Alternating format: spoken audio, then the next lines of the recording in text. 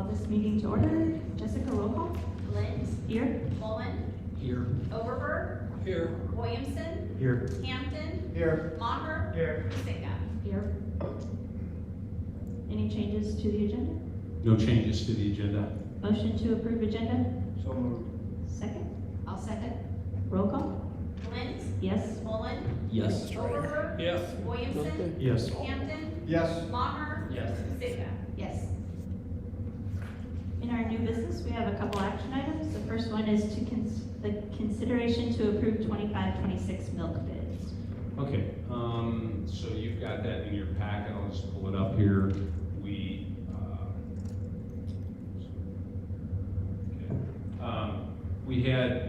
went out and requested proposals from 3 different vendors, Prairie Farms, Anderson Erickson, and Country View Dairy. The bid that I would recommend to you, the 1% white for Anderson Erickson, 33.8 cents. Prairie Farms at 37. That's what we use the most of. And then the chocolate would be next, significantly lower. There was just a bit lower from Prairie Farms on the skim white, but I would recommend for the 25-26 school year that you approve Anderson Erickson as the milk provider. Any questions? Are there changes at Lincoln next year for milk? I had heard that they weren't doing milk for snack time. Do we know how that's going to affect overall costs for the district? That snack milk had to be fully paid for, right? So it wasn't a, That has no variance on the district. anything else? Motion to approve Anderson Erickson. So moved. Second. Second. Roll call. Lind. Yes. Mullen. Yes. Overberg. Yes. Williamson. Yes. Hampton. Yes. Maher. Yes. Husinga. Yes. Next, we have consideration to approve legal counsel conflict of interest waiver. Okay, so this has to do specifically with a request from New London Community School District to access our homeschool assistance program through a 28E agreement. We went over this in the policy committee earlier in the month. We have asked Allers Law Incorporated, who is our legal counsel, to put together a 28E agreement for that relationship. And Allers represents both Mount Pleasant Community School District and New London Community School District. So they require a waiver for them to consider reviewing, drawing up a 28E agreement for that matter. So I would recommend that you approve the the waiver, the legal counsel waiver. Questions? Refresh my memory. Do we know how many students are going to be a part of this from their district? No. What happens is, and the reason that we would enter into an agreement like this is a number of area districts that do not have a homeschool assistance program, they open enroll, dual enroll into our district to access the program. Once they hit 7th grade and they start to be involved in activities, sports in particular, but activities in general, they unenroll from our school district, and then they homeschool independently, because the districts that we're talking about here, or New London is the only one who has asked right now, but we've had inquiry from others, but they just homeschool independently because they can't be enrolled in two school districts at the same time. So they just go independently. They enroll into their local district for the activity program. What this would allow them to do once we get the 2080 in place, which you guys would review as well, it would allow them to access our programming as they currently are. They would continue to pay our district for access to the program, but then they can actually be enrolled in their school district for activities. There's a number of districts that have this in place, Mid Prairie being one.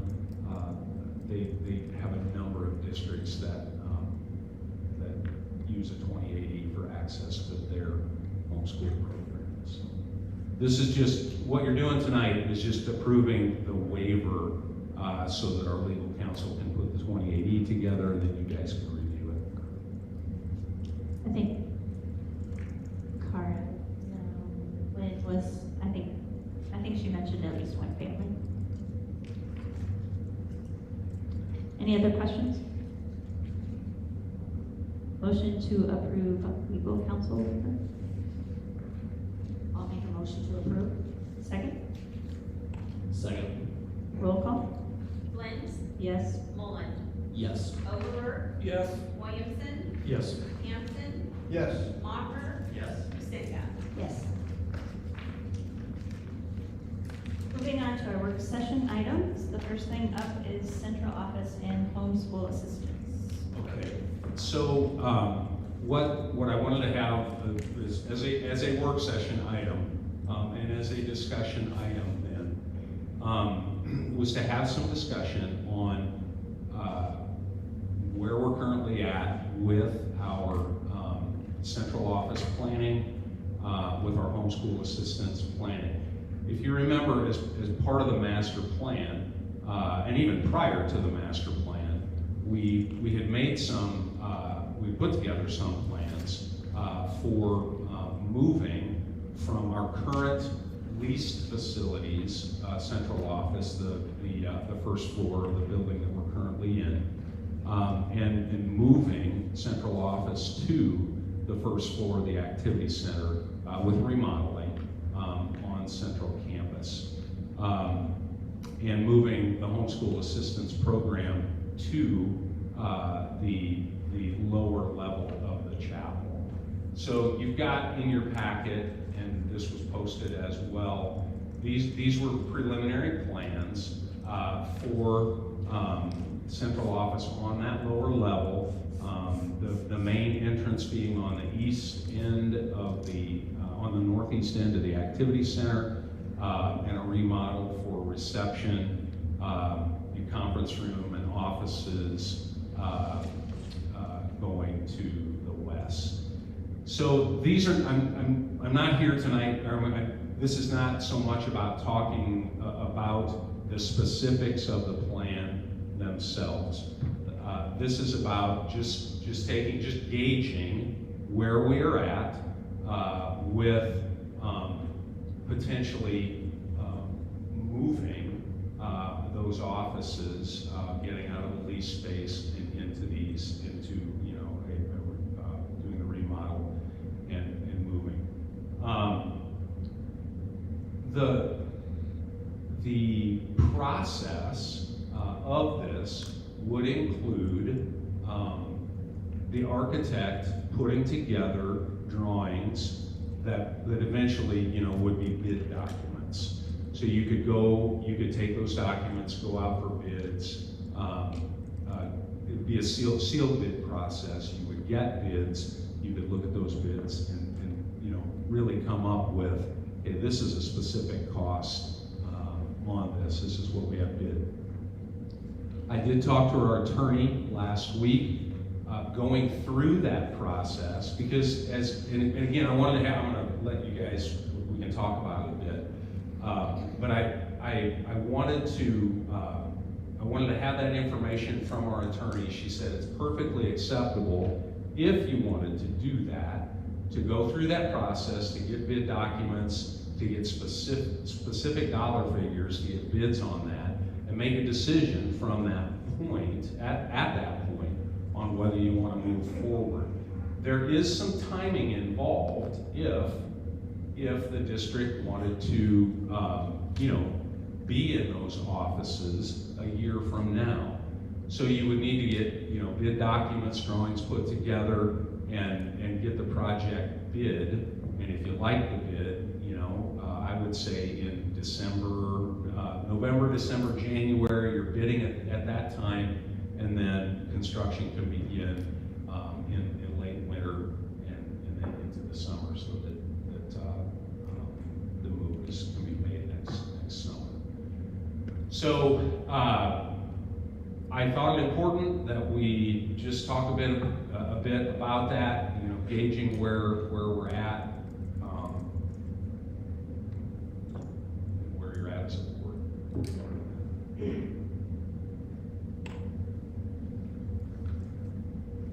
So John, what's the cost to get the drawings from our architect to start? That's a good question. I don't have it. I don't have that.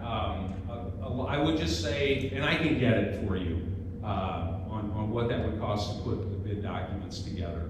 A lot of this work, obviously, has, the preliminary work has been done as part of master planning, so some of that would take less time and work. So, but I can definitely get you. What was our cost for the RTM? For that building? The architect costs? Yeah. I'm gonna say $80,000 is, but I can look. Well, it's a different, but kind of gives us maybe.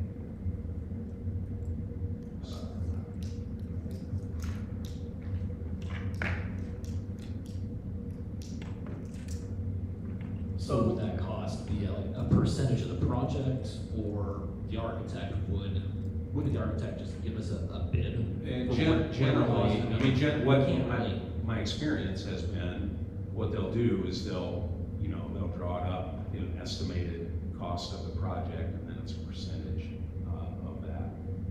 So I can definitely find that. So where do they get the ideas of how, does it come from the board or you, John, to how it's gonna be designed? I mean, you kind of made the specifications for everything, right? So, like, Chad Benninghouse would work closely with them. Number of offices, people housed, number of offices, conference rooms, and storage space needed. So the main reason to move is because we're paying rent and we own the building. One of the things is to get out of all of the stuff that we don't own. Reduce yearly costs. So we're paying rent at, if I look at the notes right, $43,680. Is that correct? So I looked it up, and I have 46,380. 46,000 is what we approved Okay. a couple months ago. So yeah, a little less than $50,000.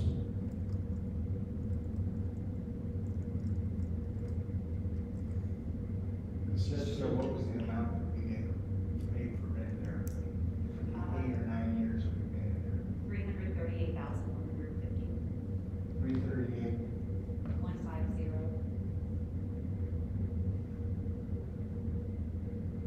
So if we come into what's estimated here at 825,000, The previous, yes, that was with loaded costs. The previous estimates, when we looked at it before this piece, was about $200 a square foot, and there was 3,300 square feet. So at one point, we were looking at around 660,000. So there's lots of numbers going around, so. Right. The due diligence that Mike and Melinda did with some what was reasonable for renovation costs of other places in town that had done renovation costs, 200 was right in that ballpark. Is that? About $204 a square foot for the white is put into the care center, the childhood center. So there is a range there. So that's one of the things what is that cost, so. Right. And to move forward, if we would, we have this money in the bank. We still do have cash. Yeah, we would use our penny sales tax dollars, for all aspects of this. And if it's in the bank, is that drawing interest? Yes, What percent? it is, I'll have to get you a actual number. Just rough ballpark. I'll look at our bank statement, I wanna say 4, but I'm not 100%. So actually, if you take 800,000, 4%, it's $32,000, you're only paying $12,000 grant. Take your interest and put it toward the rent, so it's actually not that high of a cost of rent. So when we approved the summer maintenance projects, it was $1.28 million is what we approved. In part of that budget was $450,000, not that full $200 a square foot like we're talking about it was for Wisdom Quest construction. And we're not doing $450,000 of Wisdom Quest construction. It left us with a balance of almost $3 million. So I think that $3 million balance is kind of where we're getting that much, interest from. That's a substantial balance to be carrying when it's the penny sales tax that's meant to provide, facilities for schools.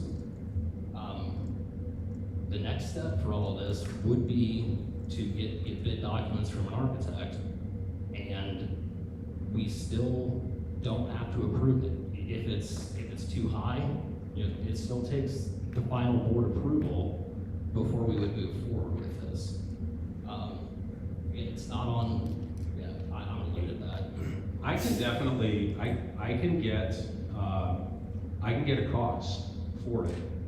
I can get a general cost from the architect to ask, and just ask what's going to be the cost to draw this up and get bid documents ready. That was gonna be one of my questions to have you ask. Yeah. John, I think you said today on the radio that we've been renting for what, 30 years? Well, yeah, so I did, so again, this is just from my history, Yeah. right? So I came to the district in 1996 for the first time, and we were renting central office space at that time. I don't know for how long prior to that the district was leasing, prior to 1996, but I can tell you for sure it's been 1996 till now, in a number of different places. So yeah, that's where I got that 30-year. Just for interest, do we have any idea how much we've spent on rent since 1996? Yeah, I don't know what we were, again, in 1996, we were in the TD&T building. After that, we moved to the basement of US Bank for a time. We were actually out here at the high school for a short time while some space was getting ready. And then ultimately, they moved for, 10, 12 years to where the city offices are now on that second floor. Rented space there for, as I said, 10 or 12 years until the city decided they wanted that space. And then that's then when we moved to the facilities that we're currently in. This will be year number 10. Coming up will be year number 10 that we've been in there.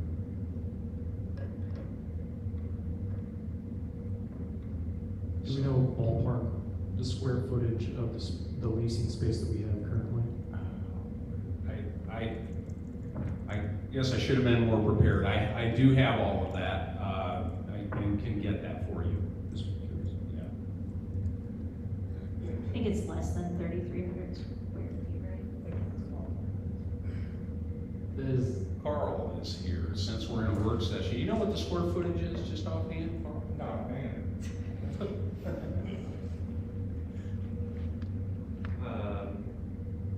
Is this package deal? Are we talking both? Do we split them up? Do homeschool systems? Or are we doing homeschool systems and first school? They're not tied together, but our lease for the current space includes both of them. if But we they don't wanted need to be together. If we wanted to, we could still renovate the chapel and have homeschool systems start there and school. Well, we have we signed, the board approved a 1-year lease, starting this August 1 to next August. You're talking fall 26. Correct. We're paying for this space. We're paying for it, but we really wanted to. Insurance wise, we can get someone in that building.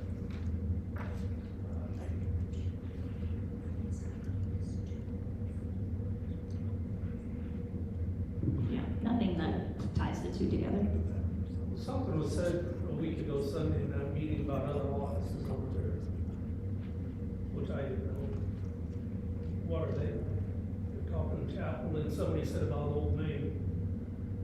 The first floor of Old Main, we did, Canco looked at it, there is extensive, more than $200 a square foot, required to remodel that. We do have, at some estimate, there are some limitations with that building and its age and the amount of remodel when we looked at it the first time.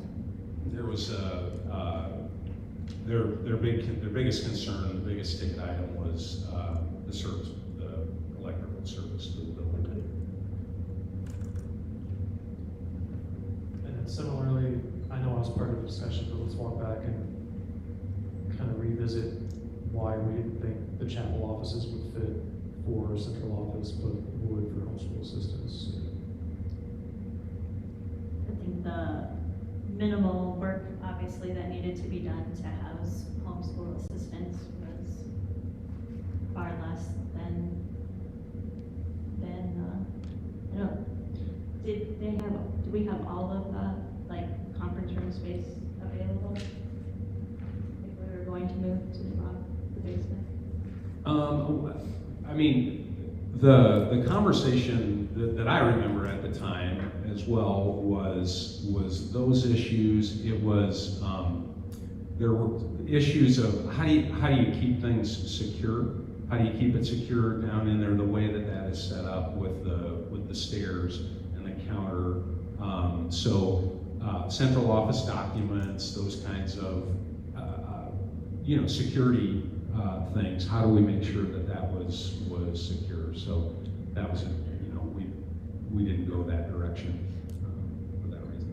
And HSAP did ask those questions as well, and they had, the plan would include a secure room that their documents that they have would be, you're not talking about the number or size of documents that relative to central office needs.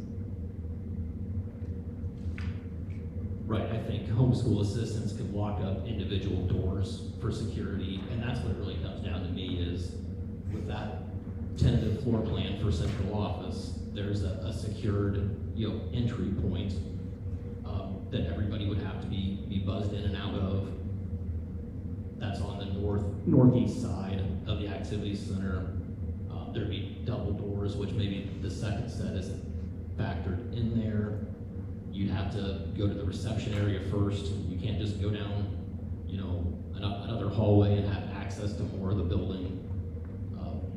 So security is one of my biggest for this location. Do we have that now in our current space? No,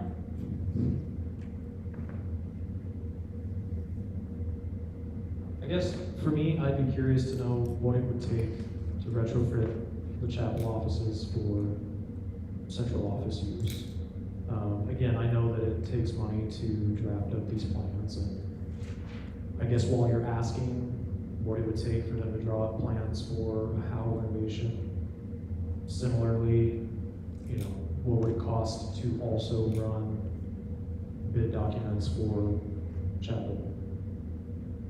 I'm just, to get to a point where we know cost-wise, if we could put everything we needed, security-wise, you know, whatever is needed for central office in chapel, is it drastically cheaper than renovating Howe?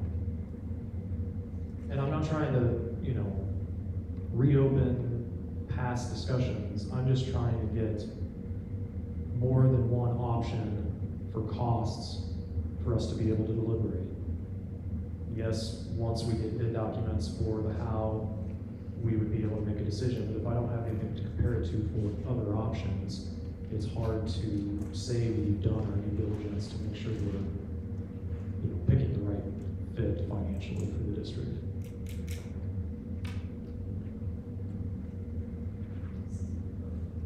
So, Aaron, with that, like, my mind kind of goes, the chapel is set up for offices, so even though we are looking at 4,000 square feet, we're not renovating all 4,000 square feet of the chapel, correct?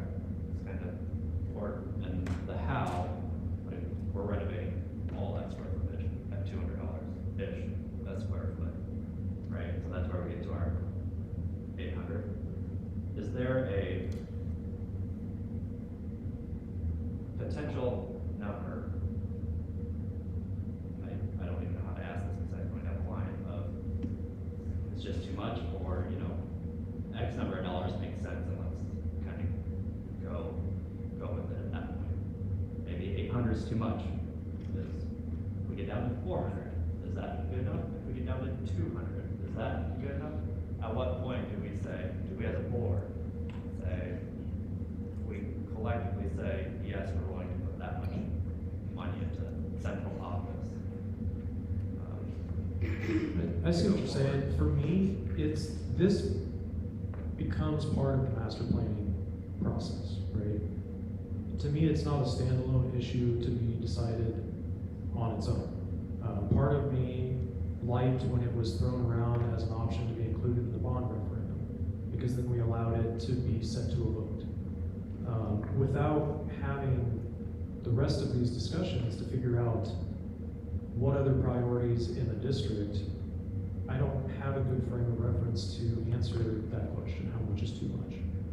You know, if we are moving forward with just maintaining the status quo as far as number of elementary buildings, you know, just continuing to approve $1 million at a time for Band-Aids for the district, if there's no other glaring priority that we could be spending penny sales tax monies on other facility needs, then that opens up, in my opinion, a larger number that's okay to spend on this project. So I'm not trying to stonewall this discussion, but I think that it's not fair to solely decide on cost of this project without knowing what other projects in the district we could be making to maintain the master plan process. I've felt the same way as you the last several days with this narrative. It kind of goes back to that master plan, in my opinion. If we have 800,000 to throw around, central office really the place we want to throw it right now. I know long term we want to be out of there, but if we're not going to be able to get a bond referendum completed, maybe that 800,000 needs to be spent on other things in classrooms. Josh, I've been looking at it, like you thinking about it over the few days. And I kind of put it back into the business sense. Payback in 5 years. So if you can spend $250,000 and get moved over there, I'm for it. But if you can't pay back in 5 years, it's not a good business sense. I mean, that's kind of, you know, some things will take longer to pay off, but,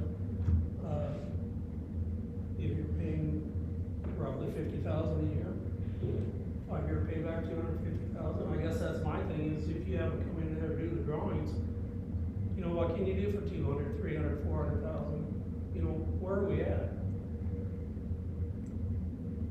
I don't disagree with you, Mark, that when we got that $800,000 number several months ago, holy cow, that's how many years we're renting, right, for this and with this. I think that's what we're trying to get to, is what is the number? Yeah. And my, you know, what I will do is I will ask the architects, what do you think it would cost to, and they can, I mean, they can give us estimates as well, as what if, you know, when you go into, the whole process, they have to give estimated cost of the project.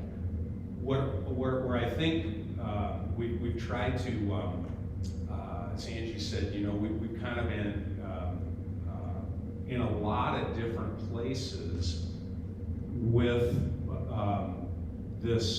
with master planning and projects, and we were talking about this particular project. Well, do we have HVAC on it? Do we not have HVAC? Well, now that the rooftop unit project is going, it's going to be completed. Is that going to make a difference in the overall cost of this? So, you know, I thought that's what we were looking for, was some kind of a cost, a refresher, a renewed look at what the cost is going to be. So, I mean, I can get more information definitely on that, and what the cost to come up with that as well. I think that we're all getting to that same point. I'll agree with Josh's point that when we were given that number, I don't think any one of us was like, heck yeah, that's good with me. I mean, we've had several moments of sticker shock, like we've said, over this process.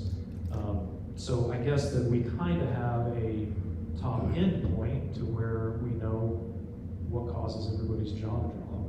So yeah, are there other factors that have taken place since then that provides a lower estimate? I think that's what we're trying to find out. I think you gotta remember the survey and what the public said, and how many that didn't agree with moving over there. I mean, you spend $800,000 to move over there. And Derek, you brought up about security, you know about that. What about our elementary schools? That's the next point that I was getting. It's not an agenda item. I We're understand. talking about I understand the that. I central just- office, Yeah. so I stopped myself. Okay, that's fine. The next thing that, as we're talking about all this with master planning, would be, you know, secure entries at the elementary schools, possible, you know, cafeteria addition in Van Allen. I thought that was getting too far down the road from this conversation, because with that $4 million, $3 million that I brought up earlier, you know, that gives us a substantial down payment on getting some other projects started that would be along those lines for student needs, that would be directly, you know, impacting the students. Now, the master planning cost that we got from that's not enough money, so then we'd be talking about revenue bonds for that. But this gives us a substantial, you know, down payment for it, and it's a long-term asset. You know, if we remodel office space, it is office space, it's important, it's what all the payroll from the district goes through. It's where families come to get their business taken care of with the district. It is very important. That's a long-term asset that you would have to divide over many years, and then that is the payback. We wouldn't be paying rent after whatever amount of years we decide we're comfortable with. Those comments lead into really our next action item, which is why we pulled all the rest of the data and why we need to talk about what does the next 3 to 5 years look like as far as enrollment, and where should we be spending the funds that we have, and where do we need to be watching our costs as well. So that's why we pretty much took everything down to let's look at what's in front of us, because we can't make these decisions, right? Without seeing the big picture. We're talking, we've been paying rent, but I think do you have, is the board happy with where we're at on the discussion? Obviously, we're not moving forward with anything, but we need some more information on what would have been packaged, Sure. like how much would that cost? Sure.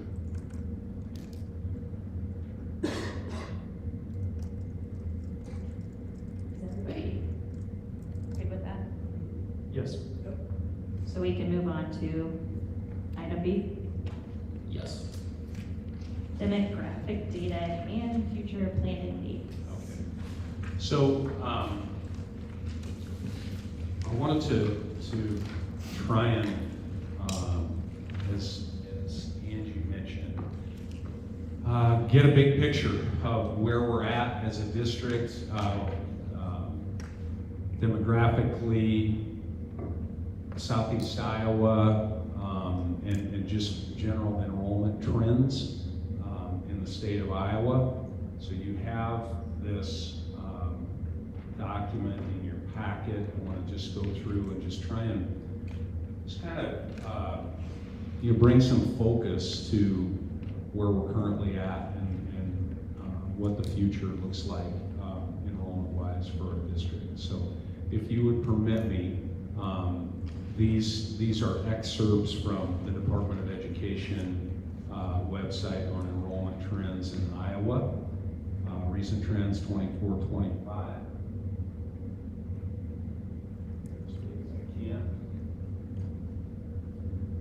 So overall public school enrollment saw a decline of just over 3,000 students in the 24-25 school year compared to the previous year. This continues a trend of decreasing enrollment in public schools since 2022. In 24-25, 207 out of 325 districts experienced a decrease in enrollment, while 118 saw an increase. This decline is also evident when looking back to 2016, with some districts experiencing steeper declines than others. Certified enrollment for 24-25 used for determining funding was 480,665.4, the lowest since 2014. So what are the factors? What are factors influencing enrollment in Iowa? One is birth rates. Lower birth rates contribute to a decrease in the student population. Education savings accounts, increased attendance at private schools through the use of ESAs, often referred to as vouchers, affects public school enrollment. In 24-25, 27,886 students used ESAs to attend private schools.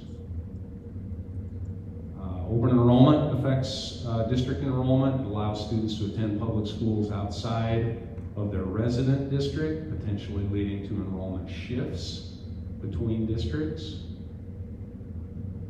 And then general demographic changes in population distribution affect enrollment, with some areas seeing growth. The central Iowa metro area, the corridor, Iowa City, Cedar Rapids, and others seeing declines. And then migration trends, shifting populations affect where students are enrolled. What are some of those estimated impacts? One is funding. Decreasing enrollment can impact school district funding, as a large portion of the funding is allocated per student. At 2% SSA, this current school year that we're going into, fiscal year 26, more than half of the school districts in Iowa are on the school budget 101% guarantee.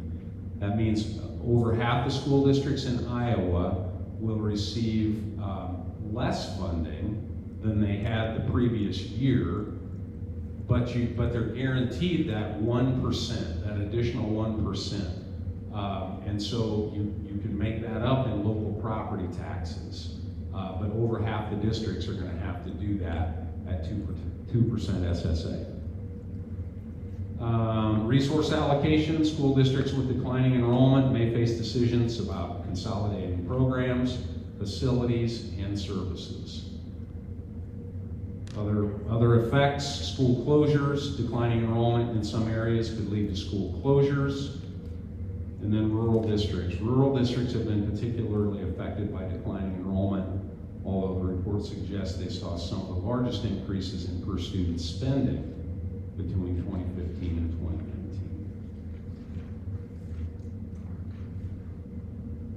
Some of the projections for 25-26, public school enrollment is expected to decrease by about 10,000 students, while private school enrollment is expected to rise by approximately 2,000 students. The use of ESAs, the Education Savings Account, is expected to increase further as income restrictions are lifted. So this will be the third year of ESAs, and it was phased in with income restrictions. Those are now lifted for the next school year. And they just note that this information it reflects certified enrollment data. It's a snapshot in time for funding purposes. So let's look a bit at some of the demographics in our area. This is Iowa County population and percentage change. So all of this information you can access it's called the Iowa State Data Center. If you just Google Iowa State Data Center, it is a state of Iowa website. But the Iowa County population from 2020 to 2023, right now they don't have any newer data than 2023. You can go back further than April 2020. But I want to come down here and just take a look at Henry County. The overall population in Henry County during that period it decreased 4.6% in Henry County, with a total population then in the county of 19,547.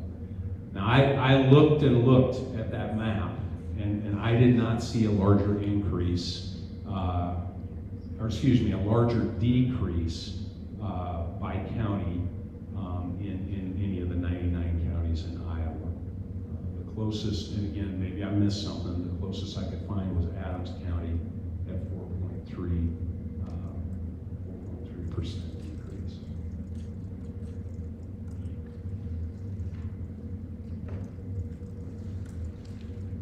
So the idea, again, looking at these demographics is what does the future look like for our school district in terms of enrollment.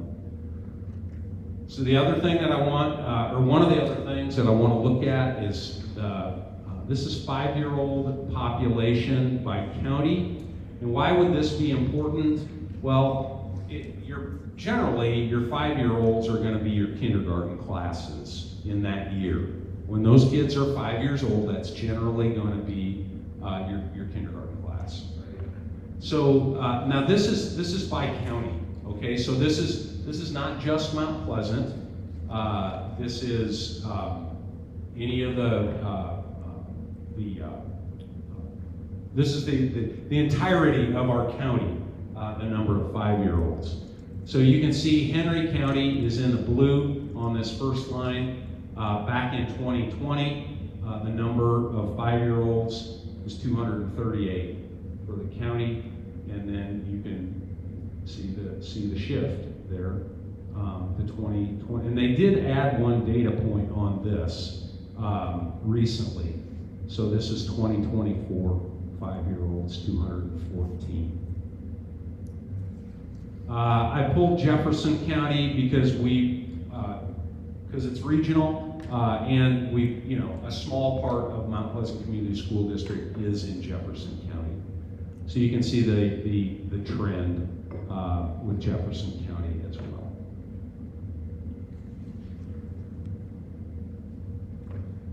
Lee County is in the purple. And again, you have to remember, you know, as you're looking at these numbers, you know, you have several population centers in Lee County. You've got Keokuk, you've got Fort Madison. You can see the trend there.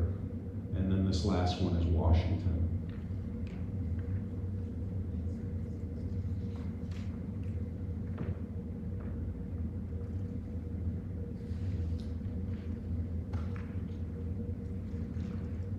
Any questions or comments on that data from the board?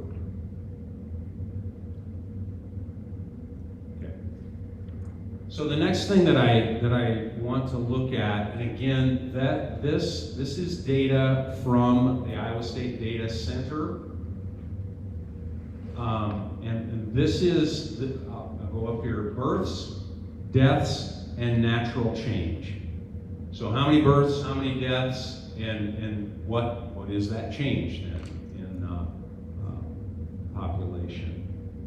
So in 2020, and you got it. One thing that one of the things on the legend here is blank cells from 2012 forward, and what I pulled was 2020, 2021, 2022, 2023. So blank cells from 2000 forward would indicate 0 to 5 occurrences. All right. So in 2020, I highlighted Mount Pleasant. I also highlighted Hillsborough as well, not because they're part of our school district, they're not, but I did highlight it because they're close. We get a number of open enrollments from Hillsborough. So this is births. So you would have less than 5 so this is 2020 that we're looking at right here. So these 5-year-old, these kids would be 5 years old this year. So this would be our kindergarten group, you know, generally this year. So less than 5 in Hillsborough, 88 in Mount Pleasant, less than 5 in Rome, less than 5 in Salem, and you can see the rest of the county. And you can see again, the natural change for the county total and for each of the areas over here. That's 2020. So that would, repeating myself, that would generally be our kindergarten students this fall. Same thing if you go to 2021.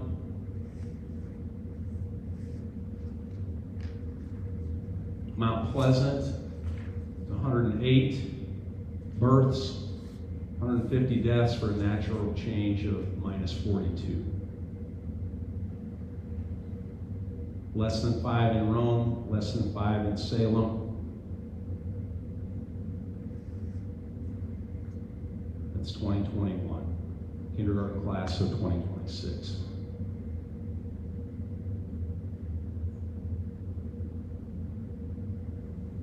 2022.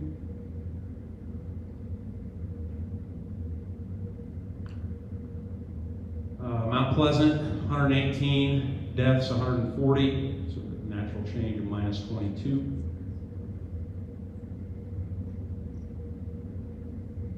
Less than 5 in Rome, 10 in Salem. The rest of the county, you can see the totals at the top. And this is 2023 is the most recent statistics that they have.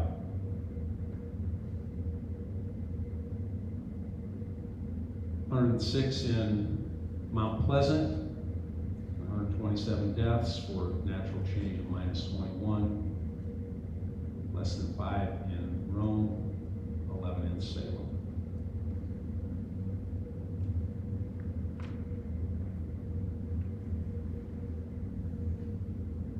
So John, with this data, it's not just the city limits of Mount Pleasant, Salem, Rome.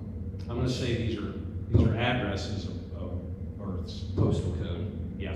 By zip Yeah. code. I don't, So it would I include couldn't rural. find it, I couldn't find it on the site, but I'm gonna assume when you fill out a birth certificate, what you put down as an address is what they're using here. You know, the bottom line is rest of county, so I'm assuming this is countywide. Like Westwood or those other smaller.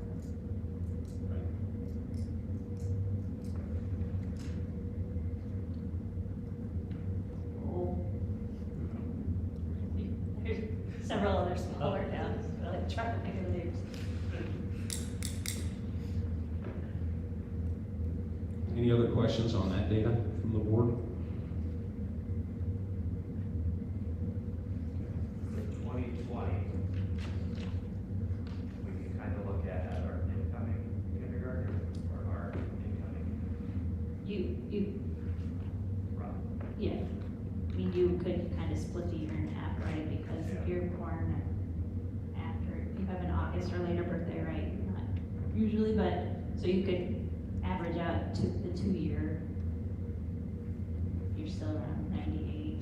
If you average 2020 and 2021, you come up with 98, right, so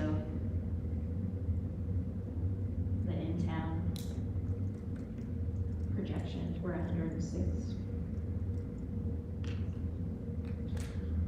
Okay, I'm gonna go to the next graphic that you have in your packets. I'll pull this up here. I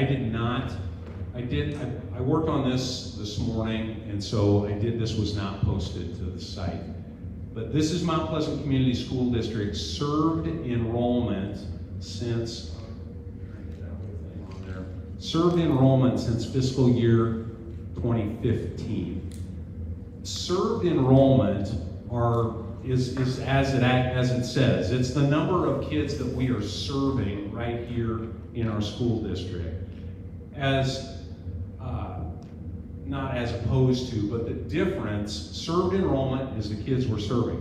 Certified enrollment is the count of kids that come from our district that we get funding for. So you might have a certified enrollment that is less than your served enrollment. I mean, it happens in a lot of districts that are heavy open enrollment. Their certified enrollment, a West Burlington, for example, certified enrollment, maybe less than their total of open enrollment. And their served number is a lot bigger than their certified enrollment. So this is served. These are kids that we are serving in our school district, fiscal year 15 to fiscal year 25. So you can see back in fiscal year 15, we were serving in our buildings 2,021 students. And you can just see the trend, 15, 16, 17, fiscal year 18, 19, fiscal year 20, 21, bit of a bump in 22, 23, 24, and then we did have an increase in fiscal year 25.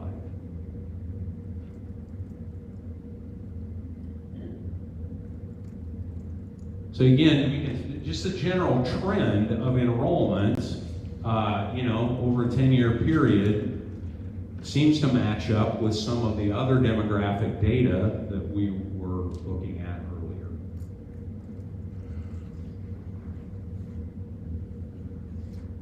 I think the biggest thing is that it doesn't contradict the other information. So far, it all is similar trends. So the next thing that's in your packet, and this is, I'll just quickly, you can take a look at this. The next thing we're going to look at is certified enrollment and certified enrollment projections. And so this tells you how they do the analysis. And I'm going to go to the next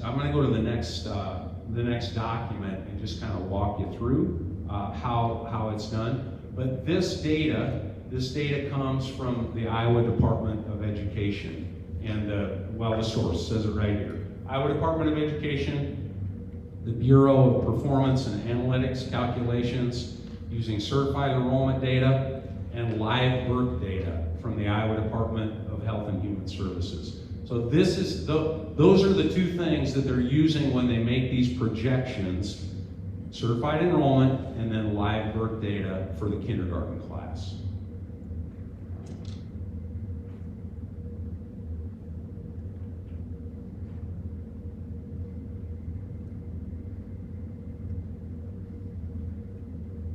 So I'm going to make this bigger, but everything I just told you is that's what's at the top of this document right here.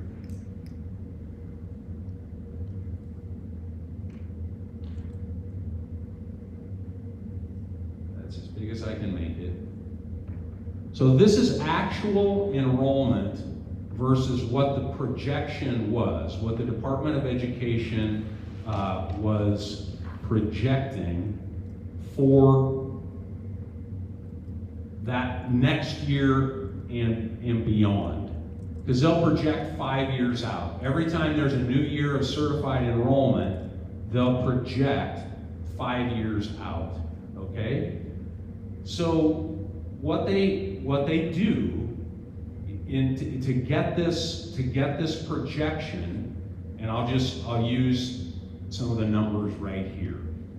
So what they would look at is by grade, each grade level, they would say, okay, number of second graders in 2016, 2017, and how many of those kids are common, the same kids from 2016, 2017, how many of those same kids make the move from second grade to third grade? And then they take the ratio of that, the percentage of that, and they apply it to the certified enrollment for that year. And then they just project out. If it's, for example, it's using easy numbers. If you had 100 kids in second grade in 1 year, and then 96 of them, those common kids, made the move the following year to third grade, that's ratio, it's 96%. So then they use that 96 and they apply that to that current year's certified enrollment, and then that's how they get their projection. They do that for each grade level. And then they use live birth data for the kindergarten class. And what's the number of those kids that were born in the county or in the district, and what percentage of those end up going to kindergarten. So that's how they get their enrollments. So what I would have you look at here, in 16, 17, this was the projection, this was the actual. So the actual is a little bit higher. 17, 18, this was the projection, this is the actual. 18, 19, this is the projection, this is the actual. 2019, 2020, this was the projection, this was the actual. Actual, certified, not certified. Certified, not served. Thanks for pointing that out again. Certified, not served. This is the projection, 2020, 2021. Now, if you remember, spring of 2020 is in March. That's when when COVID shut us down. So then this next year was the really strange COVID year. But this was the projection. This was the actual. On the DE website, there was no data for 2021, 2022 on a projection. They didn't have any data on that. That was our actual certified enrollment, 1,830. 22, 23, this is the projection. That's the actual. Same thing in 2023, 2024, they did not have data on a projection, and that was our actual certified enrollment, 1,733. 24-25, the projection was 1709, and we certified last October 1757. So again, now what they're doing on these next projections, 25, 26, all the way out to 29, 30, they're looking at common kids, what's the percentage of kids that are making the jump from the current grade level, that made the jump from the previous grade level to the current grade level. They're applying that to the grade level of the certified year and then projecting out from there. So you can see the projections, 25, 26, 1702, 1650, 1626, 1567, and what they have projected for 2930 is 1523. Now I would not put all of my eggs in the basket on the projection. You do have a year here where there was a bump, but I would say again the trend has been actual enrollment that is lower than what was projected.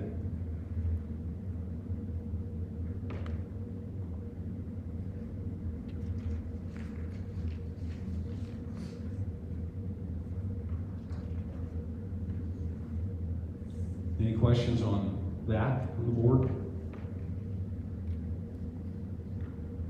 Okay.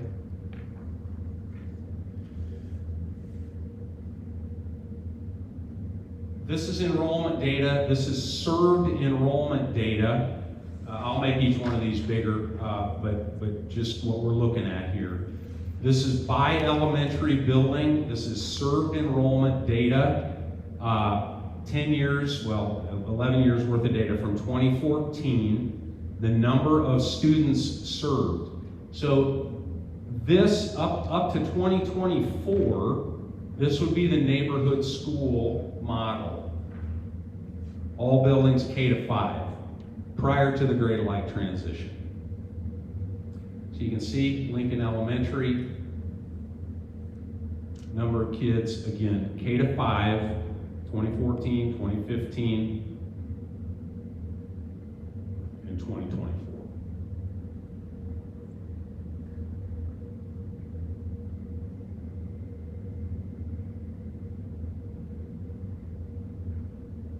Salem Elementary,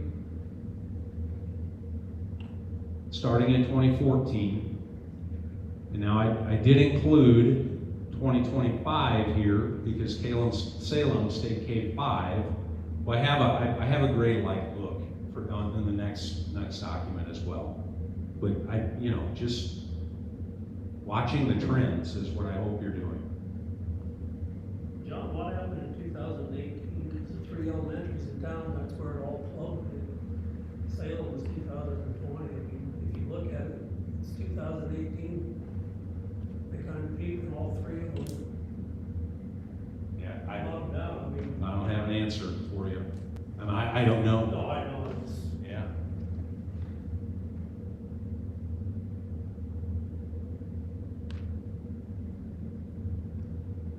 Harlan?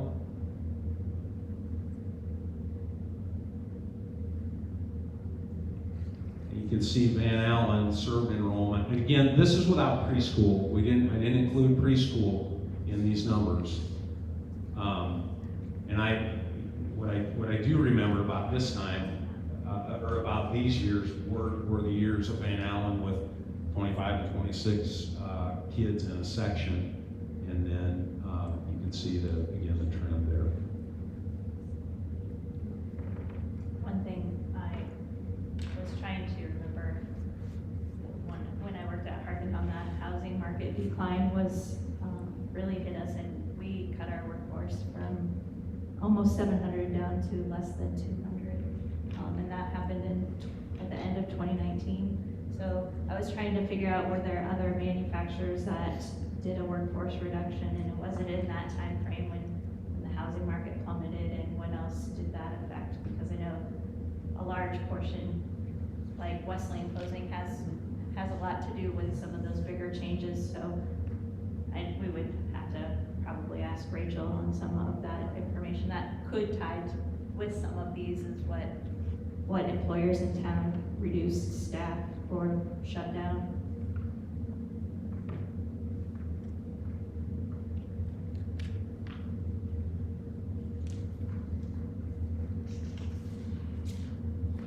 Where is it? Bar graph. Well, I think I have it here.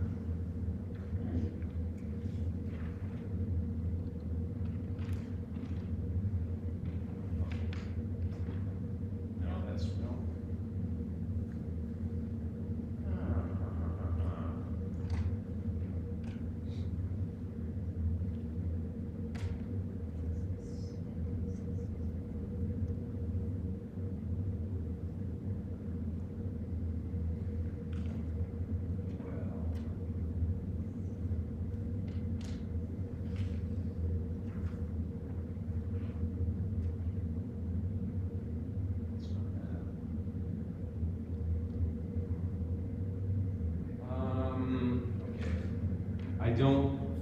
I apologize, because I don't have this document. Board members, you have it. What's that? Is it on there? I don't think it's on. Do you have it? Served enrollment, gray light model.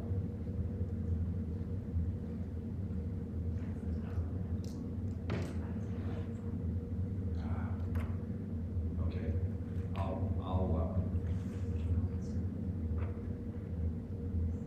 it's March.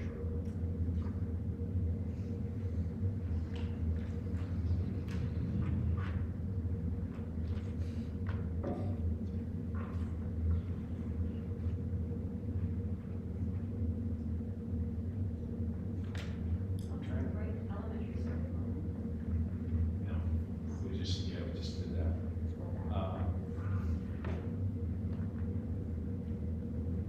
Trying to think of where that would be so I can. Yeah. It is on Simply.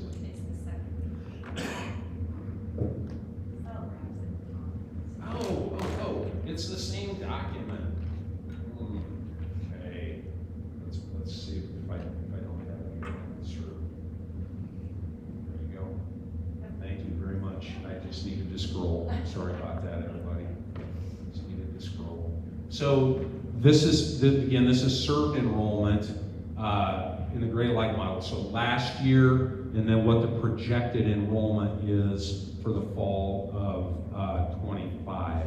So for the projected enrollment in 25, I used our served enrollment at the end of March in the third quarter. That's where I got that data. Okay. So Harlan, you can see Harlan is preschool and kindergarten.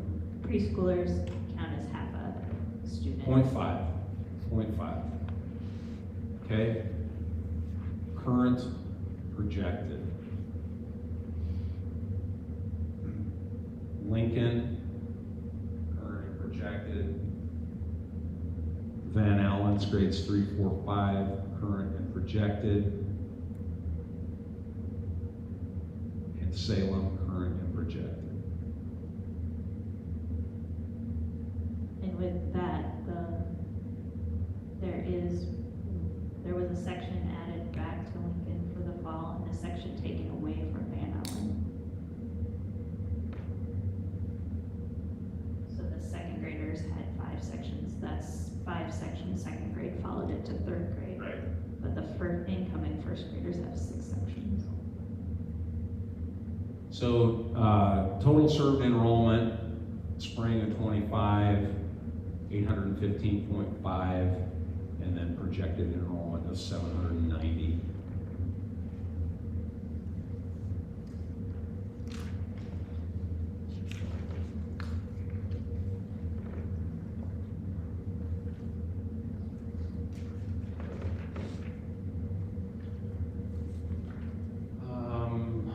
Let's see, totals then.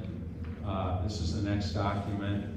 Again, I guess what I'm, now not I guess,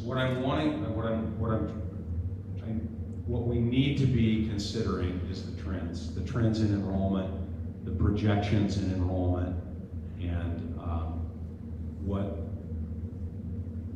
as a district, then what does that mean for us? Grade level projections, this is grade level projections for 25, 26, kind of looked at that, but these are the totals. In Mount Pleasant, 100 in kindergarten, 9 in Salem, and these are the grade levels across there. The difference in the 790 and that total 747 is the preschool. Preschool. This does not include preschool.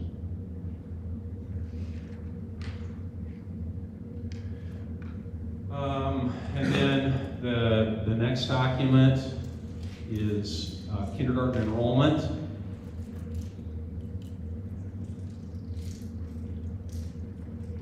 Some historical data, kindergarten enrollment, 21-22 in Mount Pleasant, Salem.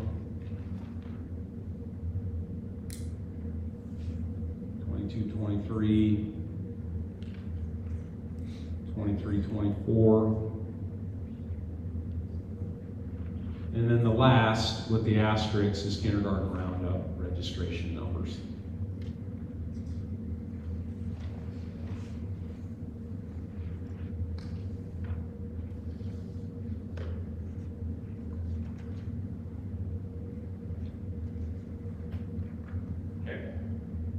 So the only adjustments thus far to our elementary programming came last year with reducing a section, going to 6 sections total for first grade and second grade. Those are the only adjustments we've made.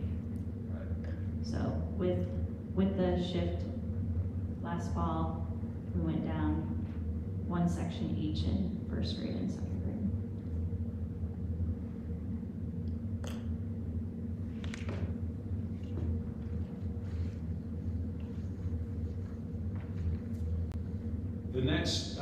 The next bit of information has to do with expenditures, but do you guys have any comments, any questions on the demographic data?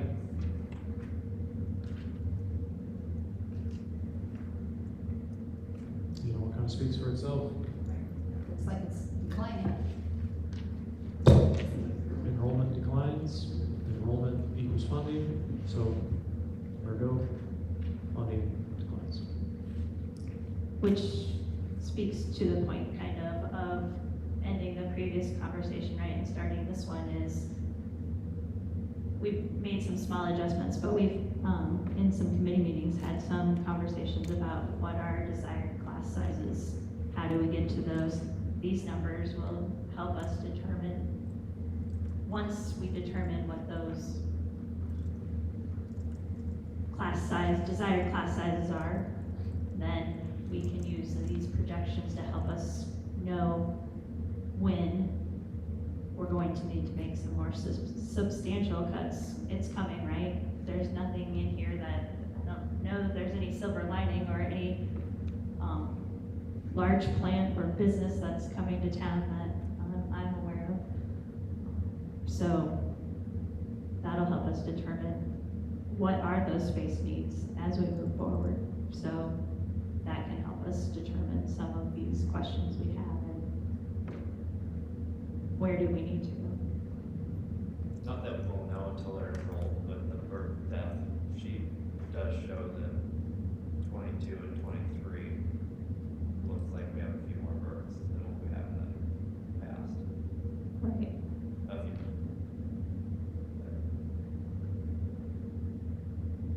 Now, the ESA vouchers haven't really affected us too much yet, have they?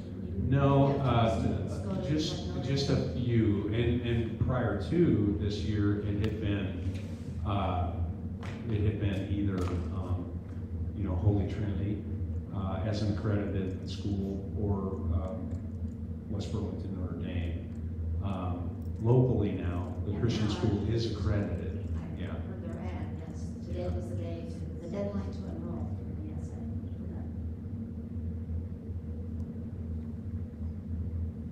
As well, I think we can't be reactive, right? So we have to start talking proactively. So we've talked about in finance committee meeting about fiscal cliff, and we don't want to get to the fiscal cliff. So we have to start talking about what is realistic moving forward and how do we start planning for that so there are small changes and not any large changes that are, if we can help it, right?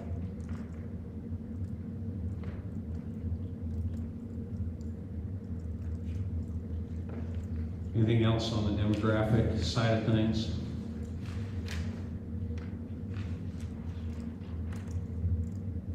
So then fiscally, the next thing that I wanted to share with you, just cost per pupil. This is general fund expenses on a cost per pupil basis from the general fund. Now the general fund, as most of you on the board know, general fund is everything that's involved in the education, the dollars that are involved in the actual education of our students. So personnel is the main contributor, I guess, to the general fund. A general fund in the state of Iowa is 80 to 85% personnel. So that would include all staff, teachers, paraeducators, custodians, administrators. 80 to 85% of the general fund is personnel. And so if you're going to make any kind of a change in your general fund expenditures, the only significant way to do that is through personnel. So general fund, personnel, utilities, instruction, anything related to instruction, books, what else, Dr. Butler? Anything related to instruction.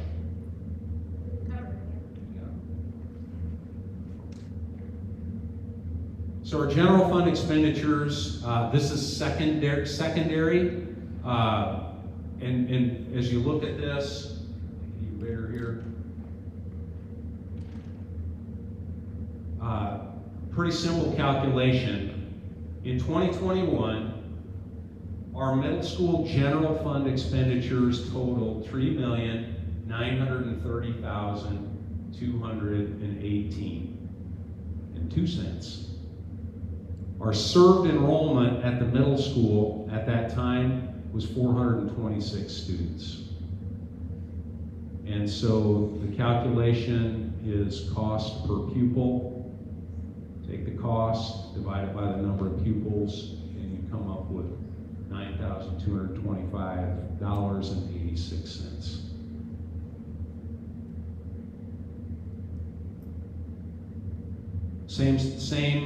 Same calculation at the high school, just that's how all of these were done. We have $5,938,286.09 in general fund expenditures at the high school in 2020-2021. It's always the fiscal year is always the second year when you look at things like the fiscal, so that's fiscal year 21. We have 567 students served at the high school for a cost per pupil of $10,473.17. Now the high school generally, not generally, high schools are always going to are going to be a bit more because of the programming that's involved.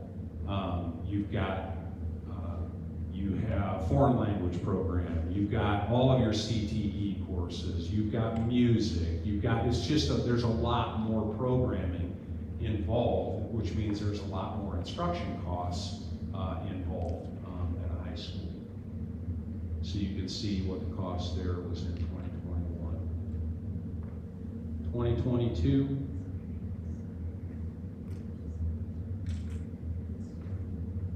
high middle school, high school.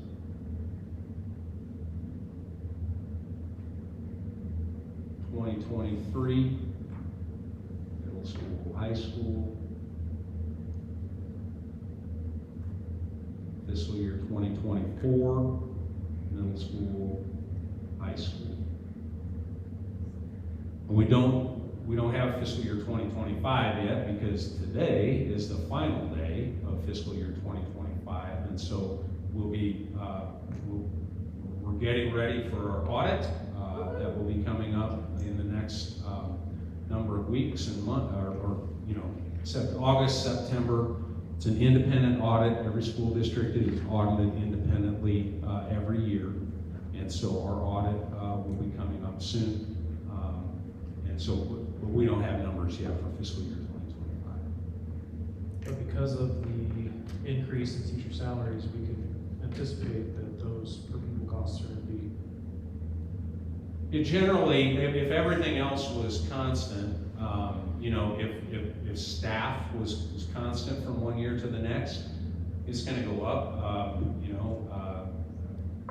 You give raises. You have contract negotiations with. We negotiate with two organizations, the Teachers Association and then AFSCME. We negotiate with those two. So yes, that does affect costs. Costs that go up. This would also, Aaron, include insurance increases in the general fund, health insurance increases are part of the general fund. The one thing that you don't know that sometimes can affect is staff changes. If you have someone retire who is more highly compensated than a the person that you bring in, that can affect overall expenditures. And what you might point out is what. We can hear you. Yeah, you're on. What the state's giving us per pupil, but for coming years, what, over 7,900? Yeah. For these years it was less than that, so. Yep. It's coming. I'm getting to it. Okay. Same exercise with our elementaries. Now, Van Allen, because our preschool, prior to this past year, our preschool resided, for the years that we're looking at, preschool resided at Van Allen. And so the weighting, we add an additional, whatever that preschool number of students, you divide it in half, because you get 0.5 weighting for all of those students. So general fund expenditures, I'll make this is bigger and just go across there. Lincoln served enrollment in 2021 of 238, a cost per pupil of 8,882. And you can see down just Lincoln, squeeze that down just a bit. Lincoln, Van Allen, Salem, Harlan. One thing to note, that shared staff is allocated based on the time that they spend at each school. So, and our teacher that's shared between buildings is a 0.4 or 0.5, and their salary is divided up between the buildings that they serve. That is correct. So then what I did was I took the average cost per pupil in Mount Pleasant, the cost per pupil at Salem, and then the percentage difference. Same exercise all the way down.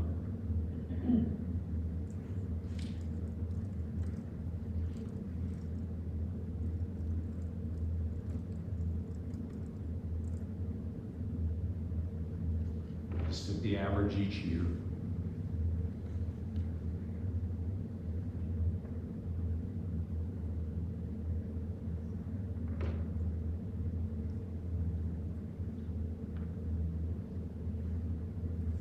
And then at the very bottom, the total for the year, for the 4-year period, the averages, and the average cost per pupil, the elementaries at Salem, and then the difference in percentage.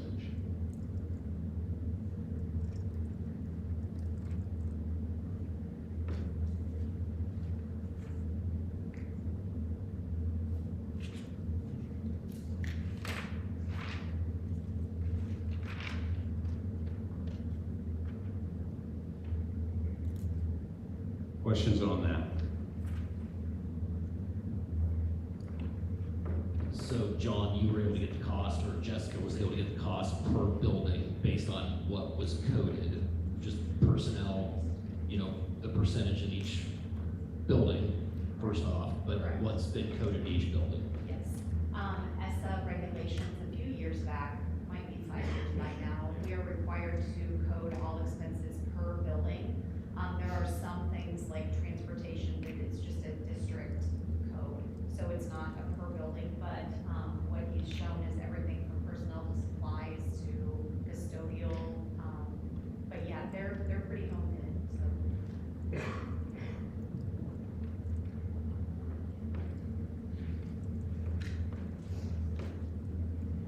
And then, so the next document, Melinda, what we were discussing, or what you had brought up, is you're right on the money. So here's what I did with this is our certified enrollment, certified, not served, because that's what generates the funding. Our certified enrollment last October, 1,757. The per pupil funding this year, this coming school year, fiscal year 26, tomorrow we will start fiscal year 26. So the per pupil funding in fiscal year 26 is $7,988 per pupil. That's called the regular per pupil amount. And you just simply take the number of students times the per pupil amount that you get, okay? There is a figure that's called combined district dollars, or combined district costs, and that takes into account weighted students, special education students, ELL students. There is a combined district cost, but this is just the regular program dollars. So you can see our regular program dollars in fiscal year 26 with just over $14 million, $14,034,916. So if you use the enrollment projections and the per year and a per year SSA increase of 2%. So what I did is I took 7988, did 2% of that, added it to the 7988, and got the next figure, and then I did that for 4 more years. So I was adding it on each time and increasing it by 2%, because that's about what we've gotten the last number of years. So using the enrollment projections and a per year SSA increase of 2%, the projection in 2930 was a certified enrollment of 1,523. So then if you take that state dollars per pupil, you increase it 2% each year, $8,647, and you do the multiplication on that. The regular program dollars is $13,169,381. And that's a difference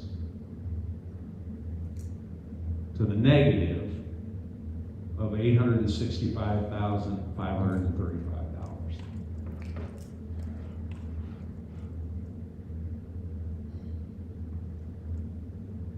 Simply based on enrollment and the SSA. The SSA is going up, but it doesn't keep pace with the projections. Now, will we beat the projections? That'd be great. That's not the trend that we have seen.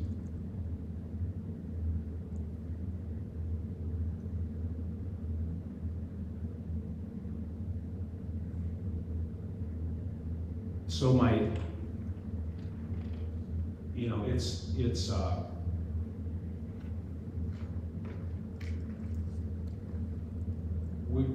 we have to look at, we have to look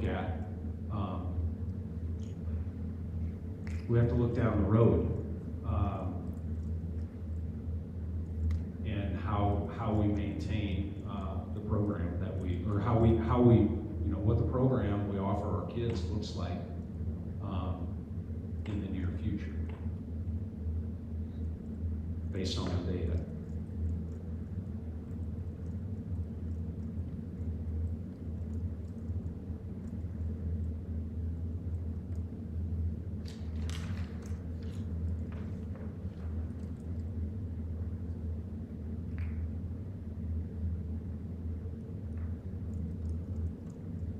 As we continue down, any type of future planning, obviously 3 to 5 year plan, anything after that, leading up to that,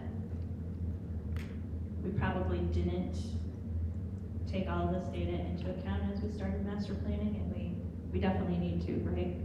So as we're resetting, looking at our current programming, looking at how we equitably educate all of our students, what do we need to be looking at? What are our next steps?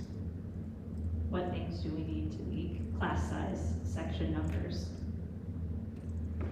Of those section numbers, how many attendance centers are needed? How many staff members are needed, right?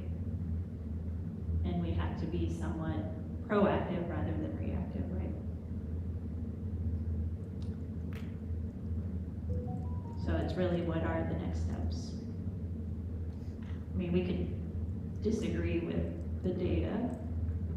I don't think anybody's gonna disagree with the negative trend. So we have to be prepared for some kind of continued decline.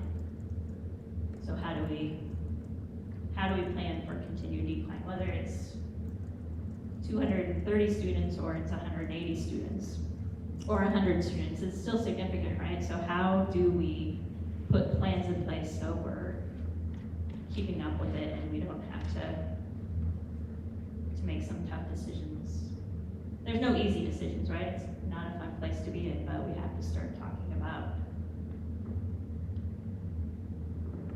what we need to give our kids, what we want to give our kids, the best education we can give our kids. What does that look like?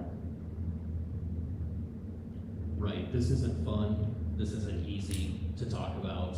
Since I've been on the board, I've had my fingers crossed, that the enrollment, we would get back up.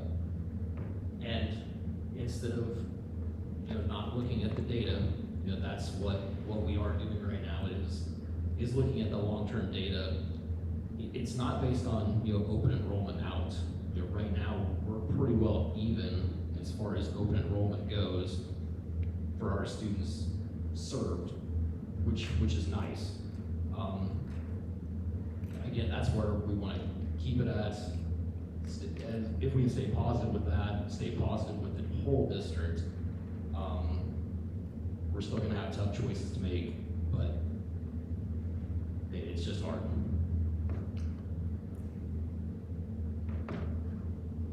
Well, looking at class sizes, we have part of the equation here, which is the incomes.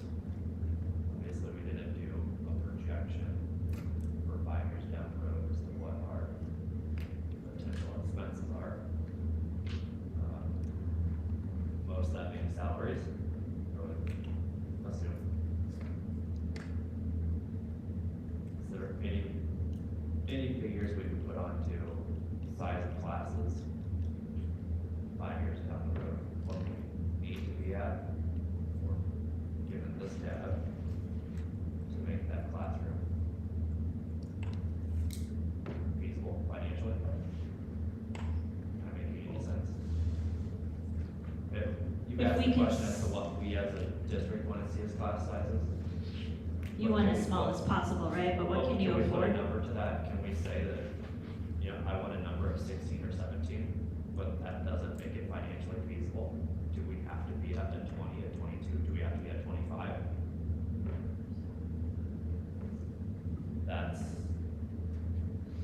That's kind of where I'm thinking. Not those numbers, I don't know. Right. That's just kind of where I'm going. If we want to throw numbers out this whole, we want our class size to be. What is the cost of those numbers? I think that we need to get these numbers out to the public as much as we can.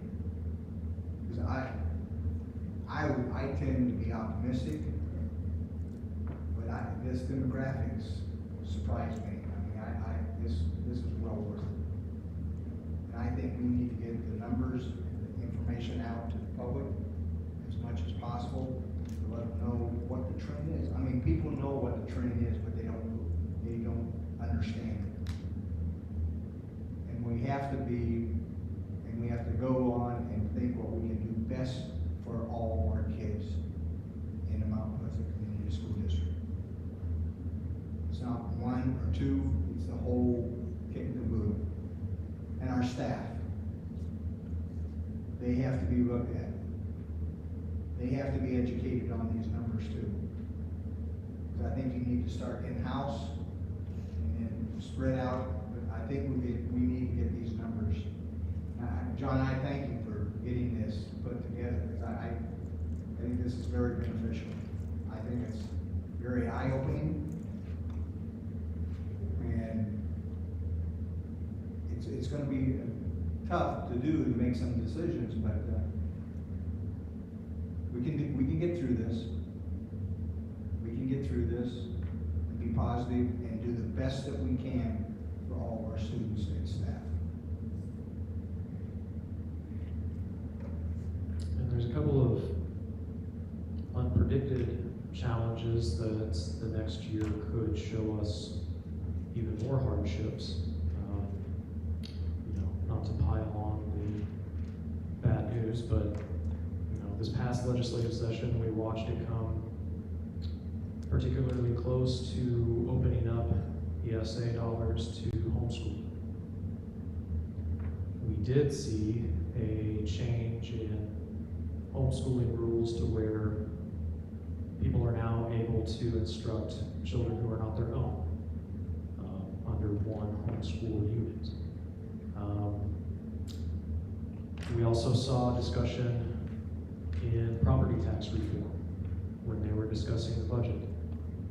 One proposed action that obviously didn't pass this year, but many expected to come back into discussion next year, was taking away the individual school district's ability to levy property taxes. Any property tax revenue that a district would make would go back to the state, and the state would determine how much that district gets of that revenue.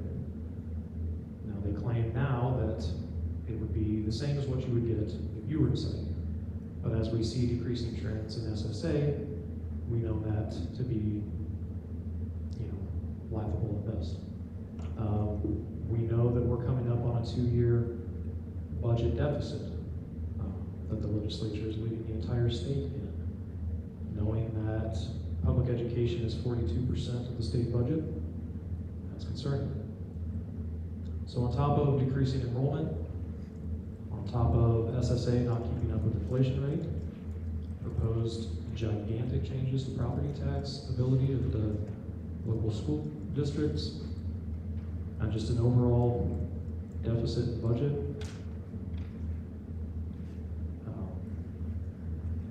What does this mean? I don't know, other than the fact that we just have to batten the hatches and play some cover defense for a couple of years to see where things pan out. So I know I'm not having any solutions, but the discussion needs to be broader than just our district, unfortunately.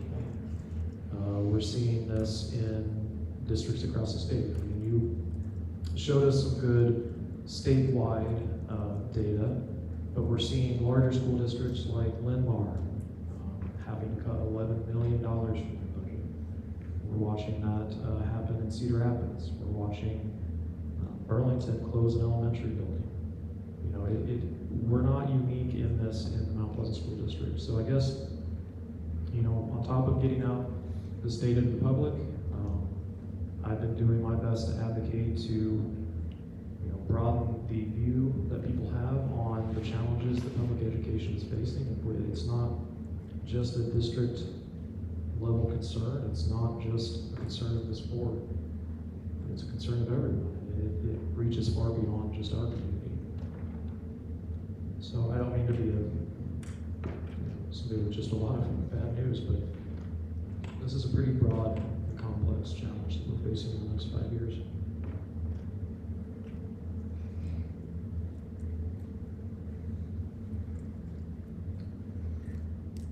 I think you have to look at section numbers on total enrollment, you know, per grade level, and you have to look at attendance centers.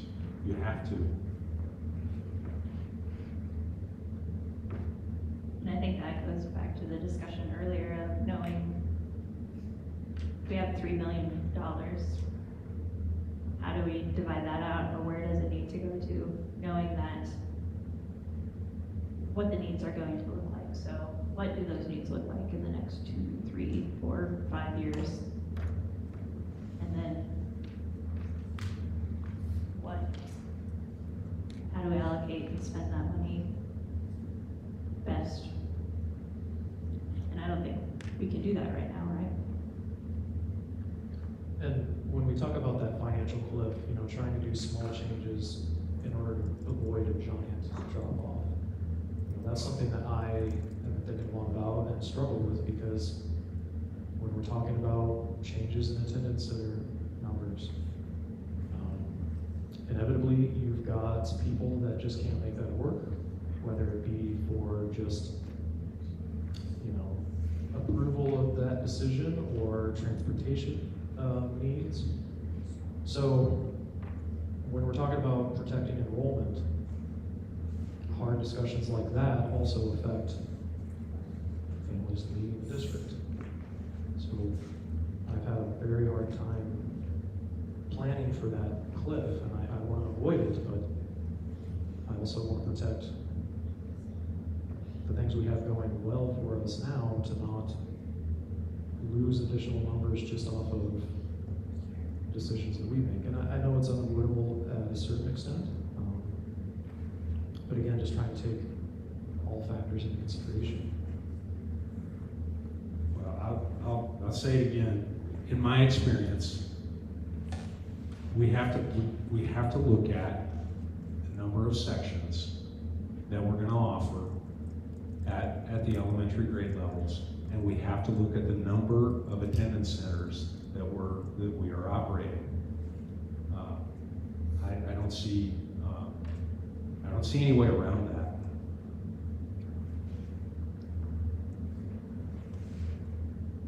And likewise, with that, how do we make sure that we're reducing secondary costs as well, right? So we're not, those dollars have to come from everywhere, right? So as we're adjusting, as we need to adjust section numbers, how do we ensure that that happens as it follows through, right? If we were offering 8 sections of English for 9th graders, Yeah. when does it go to? No, So we have to follow all of those things. I agree with that. We looked hard at that. And with these numbers, we're very close to that, you know, in terms of, I mean, you just said it. How many physical science sections do we need? How many Algebra 1 sections do we need? You know, those are definitely part of the discussion. And we have reduced staff at the secondary level, not extremely recently, not every single year by any means, but we didn't hire back a science position at the high school a couple years ago.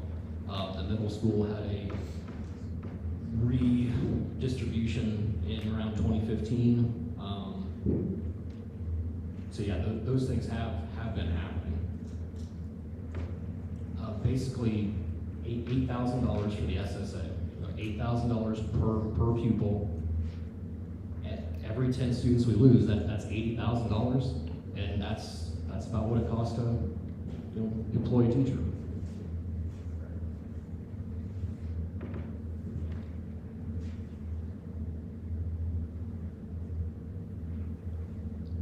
So with our other revenue streams, because obviously our general fund costs are higher than what we're getting, right?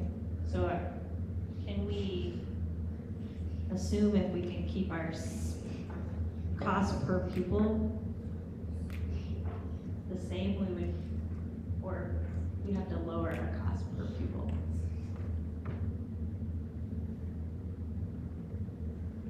Like, that $800,000, does that mean? The rest would be for property taxes, is that where you're going from? Obviously, we're doing some things right, because we're financially healthy. We're spending more than the per pupil that we get from the state. So with our other revenue streams, we're obviously spending appropriately to give our students more than the state's giving us. So what is that? We're not necessarily targeting 86.47 because we're already spending, you know, upwards of 9,600 per student. Does that make sense? It makes sense, it can't go on forever, right? So you have to be fiscally responsible. And when you see this, and the enrollment as it is in demographics, then that's great, but when the state gives you $7,800 for people, and you see that you're spending 86, that's okay for a year to but you've gotta rein it in sometime, or else you're gonna be slapped in the face, and all of a sudden, I'll be coming to you guys saying, hey, we need to cut $1 million. And that's not unheard of, I mean, it happens to neighboring schools, and it's just not a position that you wanna put yourself in. So, Do we know the trend? How long we've been above that? but, And our other schools, I assume, have the same issue. you guys are in a very good position financially. It's just that you wanna stay there. You know, you want to be able to continue to provide the level of education to your students that you are right now. But with, I don't wanna say declining enrollment, because we're actually up this year, but with, you know, the trend going down over decades, you can't continue to spend like this and not be hit with a, hey guys, by the way, we need to cut even $500,000 is gonna hurt, it's gonna hurt somewhere. And my job, what I like to do is I like to, when we're looking at expenses, is try to keep it as far away from the students as you possibly can. I don't know, an example, just a couple months ago, I was talking to Brandon about fax machines. We have so many fax machines in the district, and we're paying $30 a line, but we don't use fax machines anymore. I mean, it's just the little things, but then when you see stuff like this, you've gotta start tackling the big things, or else it's just gonna kind of be a whammy all at once. And that's just not a position that anybody wants to be in. A couple of things, just for perspective again. If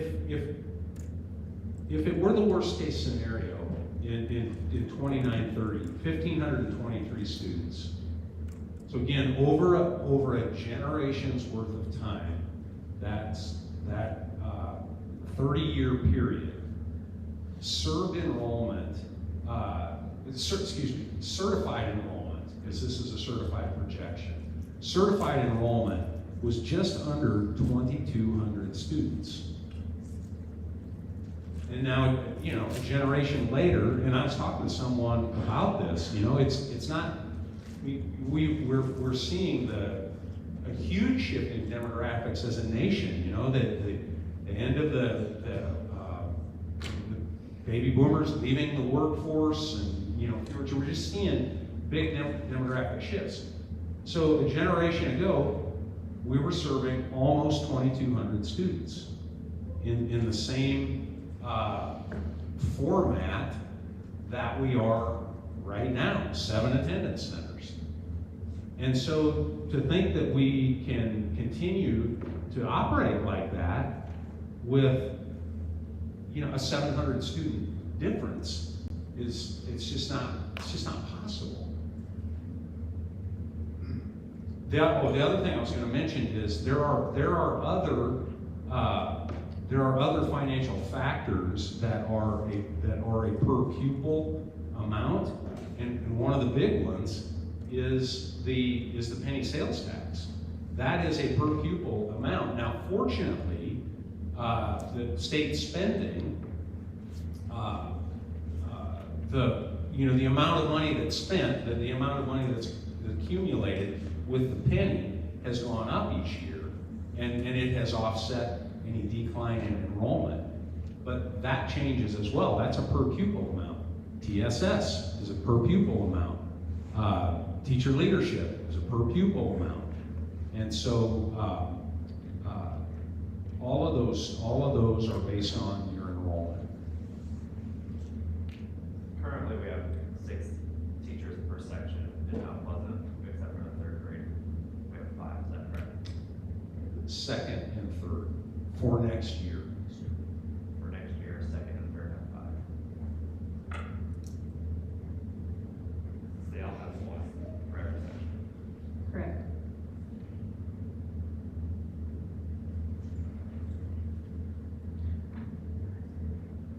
It goes to the conversation about section sizes. What can we afford? What do we want, and what can we afford long term to sustain? We're kind of saying what we have. Is it sustainable? Currently. No, not if you're figuring it costs us between a little over $10,000 or around $10,000. We're only getting less than 8. So no.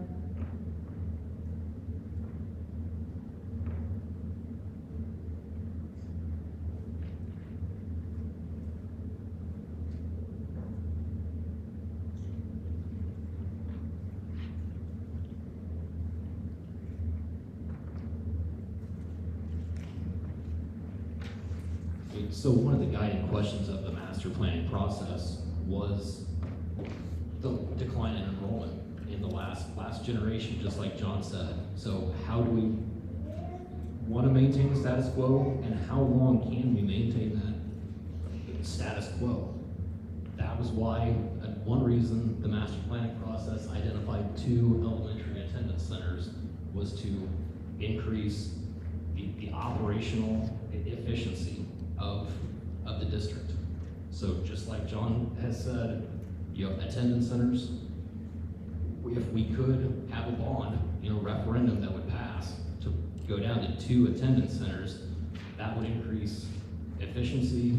It would put the building costs on the taxpayers, or the property taxpayers, and help us, help the school, help the kids with these financial issues. Without doing any additions, do we have any combination of buildings that we could close one and fit all of our elementaries into the remaining, whatever, 4 buildings there are? You're asking what class size? What would class size be with the limitations of? I'm asking if we even have room. Well, I think it's Whichever building it what are you willing to do for have class class size. size of?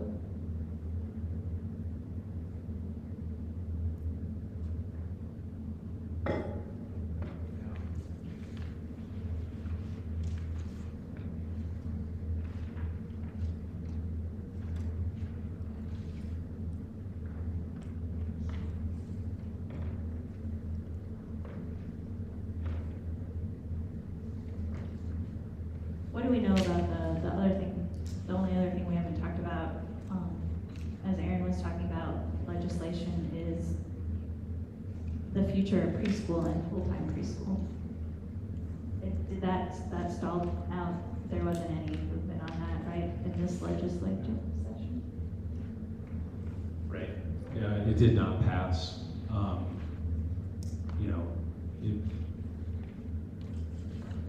again, you're talking about, if it's full-day preschool, then it's full-day. If you're gonna get 1.0 funding, then you're gonna serve those kids all day long. And so that then affects, it becomes a facilities, question on how do we do that. That might be the only significant increase that you might need to project for, is 40-ish extra preschoolers.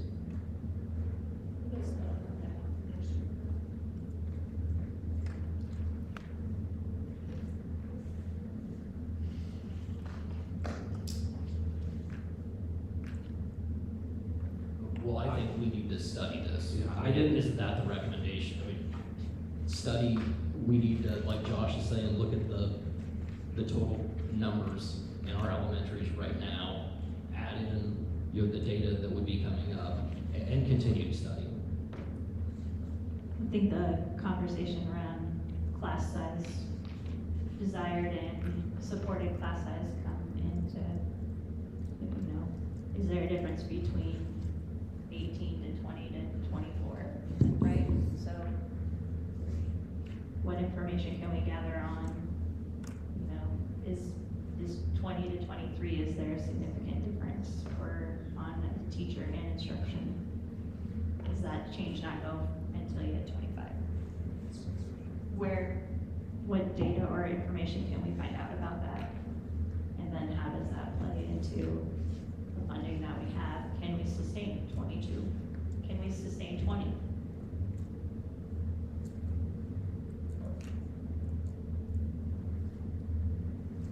Wishful thinking says we could sustain 17 or 18, but I don't think any of us think that's. The math just doesn't work. 17 or 18, you're above 20 at this point. 21's the lowest, the numbers that we have for 25, 26. Right now, we average about 21 per class. Between 19 and 21. And if we're saying we need to cut, potentially, how many sections we have? I just did one person cut in each section, and that's anywhere from 21 to 24 in a class, so. We'll be interested to see, because what the elementary costs are after the end of this fiscal year, since we did cut 2 sections. What did that do to the numbers? Was that not, did we go far enough?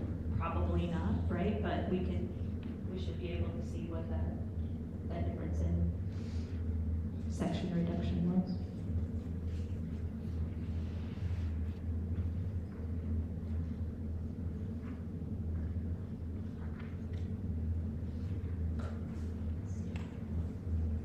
What other information do we need?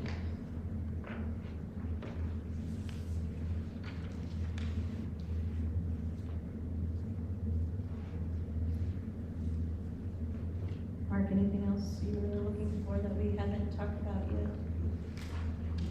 Aaron?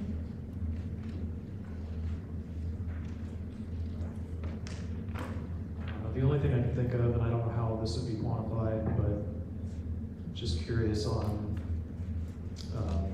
building upkeep. Are we staring down the barrel at any large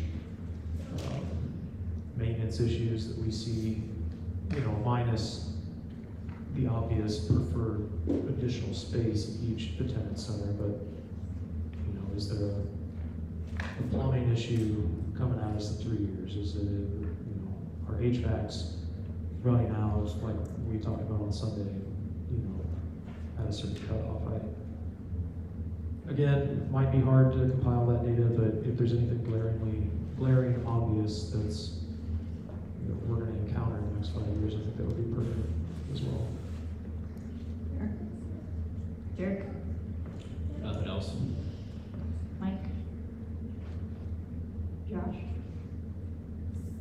Not right now.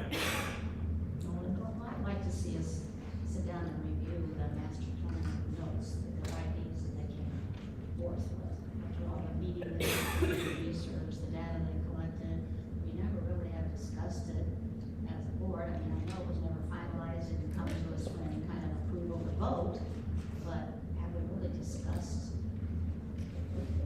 their research, their recommendations.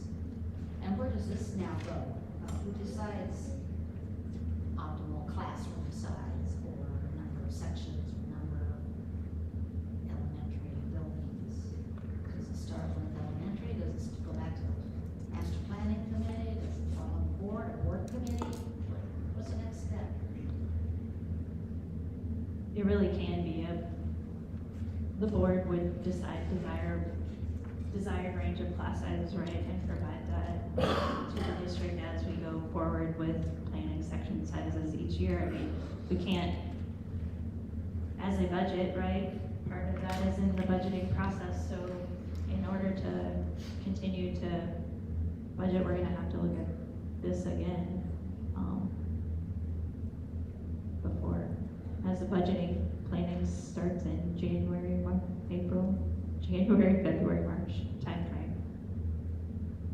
So there has to be some kind of consensus that the board, Prior to that. yeah, in order to plan for next fiscal year, for the district to plan expenses, to budget, for families to plan possible changes, because this is gonna impact everybody.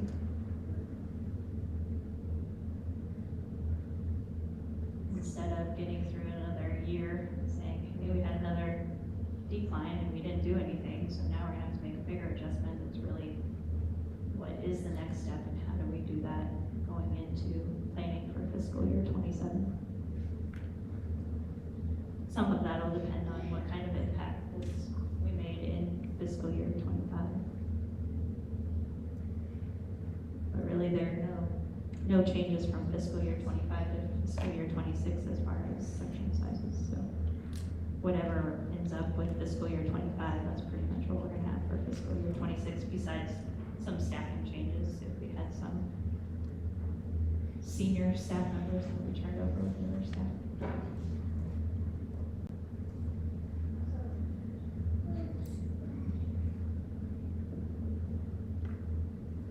We are approaching 2 hours, but we did decide we would, we have 15 minutes, if there is anything from questions or information that the public would like to have more information on, that we can start looking at. And yes, Amanda? Administration salaries, is there ever talk of raising that or not having that increase as much since it's such a huge part of the budget? Have we discussed freezing administrative salaries? No, we haven't discussed that. We provided this last year, we provided salary increases across the board to all staff at a reasonable, I think they all came out within a percentage of each other. So no, we haven't done that.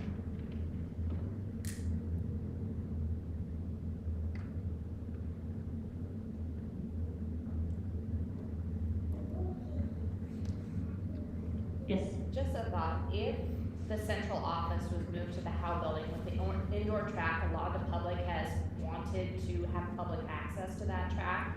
If the offices were moved there and there was a secure entry, would it possibly be available to the public for their use? Really, we've talked about that independently. It wouldn't, we would still like to open it up to the public. All of those measures of keying, badges, those kind of blocks haven't all been, we have discussed as a board, we would like it to be open regardless of if central office was there or not. We are moving forward on some of those, on those items, keying and lock and entries and cameras. And so that is moving forward, and we do want to make that available.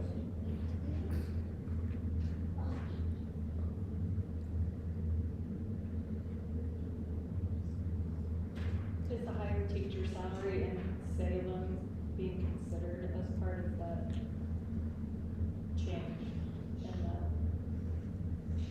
cost per student? Because I'm guessing they won't, if they do come to Mount Pleasant, that cost would still be correct. in total, cost per pupil would be calculated based on whatever staff is, whatever section sizes and staff is there. I don't know that we project turnover and how many of people we're gonna turn over each year and what the change in cost is.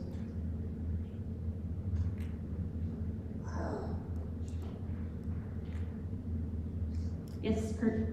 Sorry if you guys covered this, I came in a little late. You guys looking at any other finance cuts that you could do or more efficient ways of doing things before cutting staff? Nope, these are our first conversations that we've had about any cost reduction containment. So these are our first looks at numbers and what are they made up of? It's easiest to talk about staff, right, because that's the largest expenditure out of that, but no, Jessica spoke to a little bit to the fax machine, so are there low-hanging fruit that we can tackle? The administrative staff does a great job at looking at that, and are there unneeded things that we're doing? So as they dig through audit and things like that come up, and so the district continues to try and do that. But yes, it is more wide encompassing than just staff, we do realize that. We've gone through twice here in Mount Pleasant in my tenure. Twice we've gone through focused budget reductions where we've put dollar figures on things. We placed there is a process where you're putting dollar figures on things and then priorities on things and priorities of reductions. And then coming up with a consensus. That's what we've done twice, and brought those recommendations to the board. You mentioned, Derek, one of the things that we did 10 years ago when we were spending $600,000 to $800,000 more year over year than our revenue, and our unspent budget authority was just going down and down and down and down. We had to look at making reductions. So one of the things that we did was we made reductions at the middle school. We went from the middle school philosophy to a traditional schedule at the middle school, and we were able to reduce staff. It's a very, I mean, if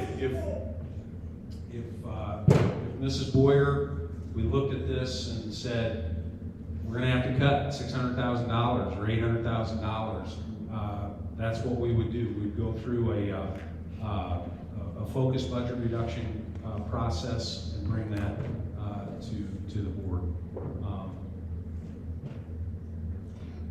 And that would include everything, you know, fax machines, you know, or whatever it might be, you know. General fund expenditures are 80 to 85% personnel.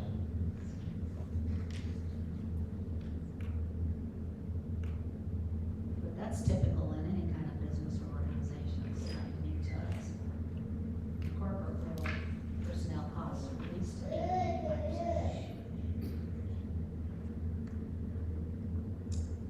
All right. More discussions to have.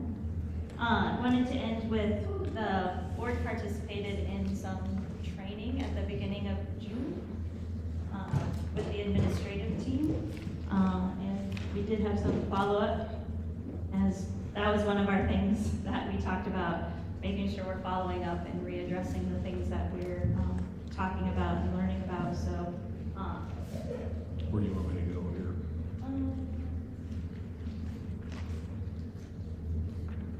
Did you all have a chance to read this?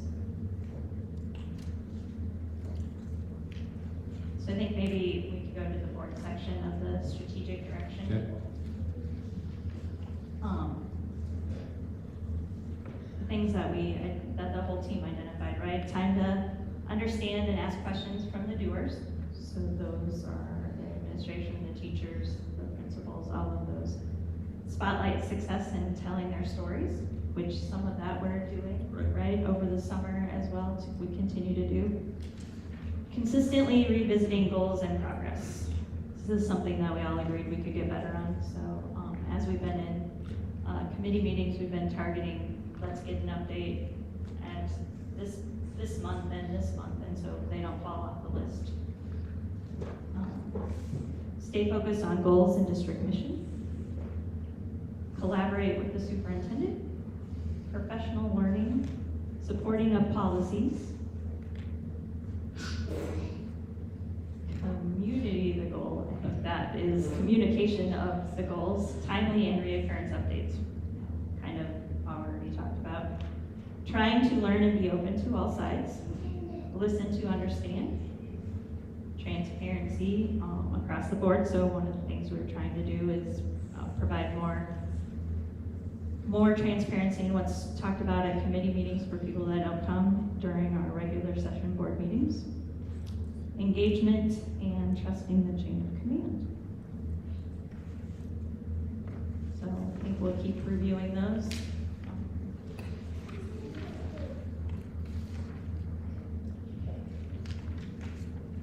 Anybody have anything else they want to? Anybody have any training they're going to attend? We're super close to achieving a board-wide goal for the year. So I'll take a look at what webinars are still available and if it applies to anybody. Probably get your own personal webinar to get that final hour in. Is that what they'll do for us? Tammy will help you with those things.